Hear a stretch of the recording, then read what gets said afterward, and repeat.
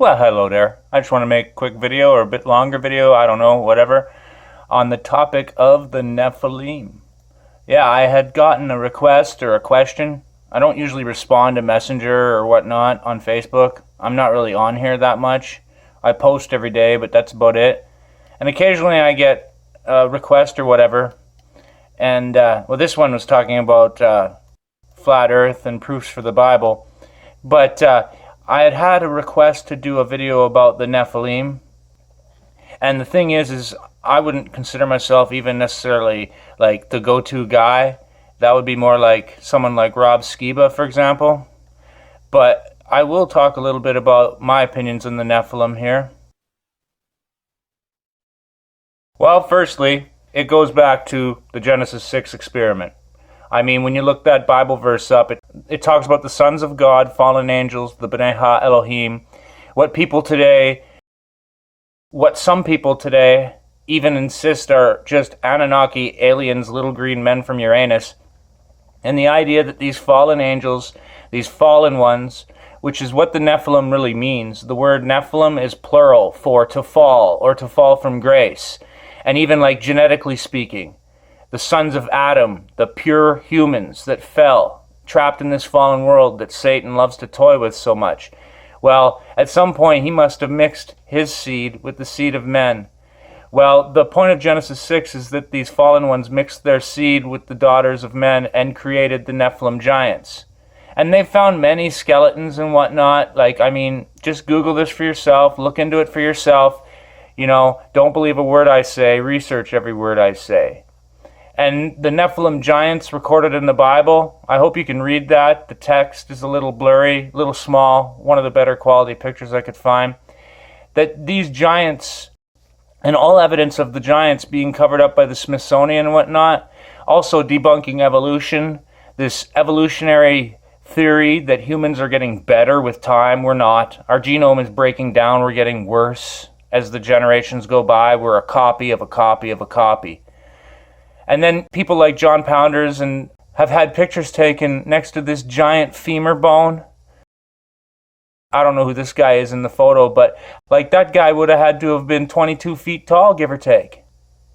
And then even here, you got this giant katana, 12-foot long, fully forged sword, the Norimitsu. I believe I'm pronouncing that right, I hope. Weighs 32 pounds, believed to have been crafted in the 5th century, and many believe this sword was used and owned by a giant.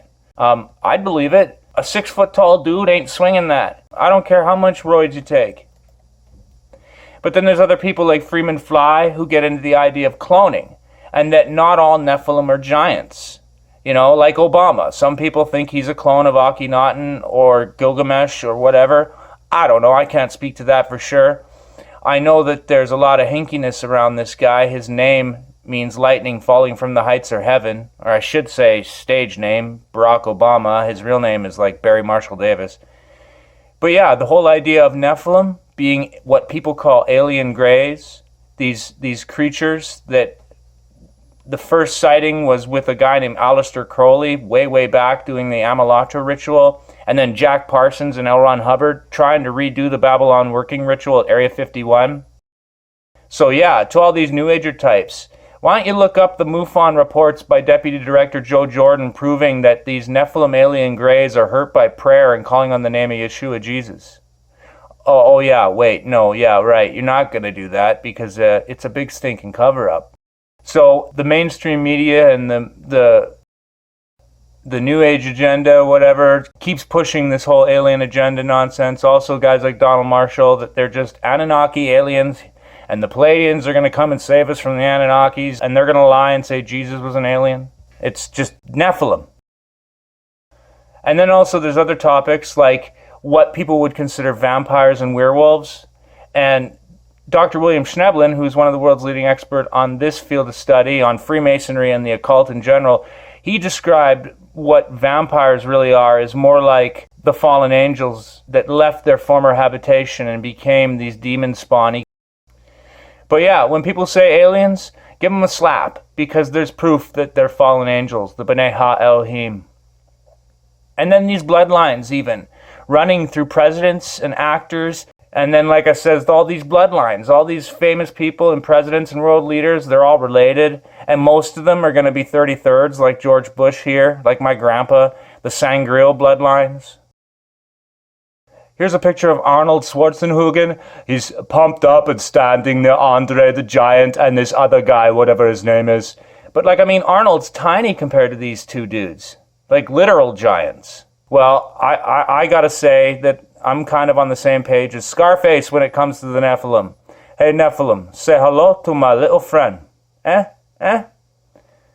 yeah, it all goes back to Nimrod, the man of many names. You know, all the ancient sun gods of antiquity are actually just this dude or whatever. And he might even been ripping off the names from the pre-flood era. Like all these wannabe gods, like pre-flood, post-flood, it all has to do with Nimrod and the Tower of Babel and the languages splitting. Because, I mean, think about it. This is a funny meme to kind of explain how Nimrod must have been doing. It's like, step 1, build a city. Step 2, build a tower within that city that reaches up into heaven. And then step 3, the laborers and the union have just decided to speak Greek. I think that's what that says. But anyway, yeah. After that, the languages split and this one guy went off with a billion different names. Forget about it. But in the end, it's just the fallen powers. It's not little green men from Uranus. It's just not. And like I says, Google former deputy director of MUFON, Joe Jordan, founder of CE4 Research Group, who can prove that aliens are hurt by prayer. That's like called evidence? Like more evidence for the Bible, you know? But then even like this slide from Rob Skiba talking about the Nephilim gene and how it would split. Without the male chromosome, there is no Ben Adomai. You're not technically even human.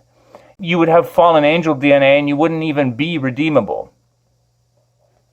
And that would go for even like maybe vaccines and certain eugenics programs, you know what I'm saying? Beware of such things that could turn you into a Nephilim.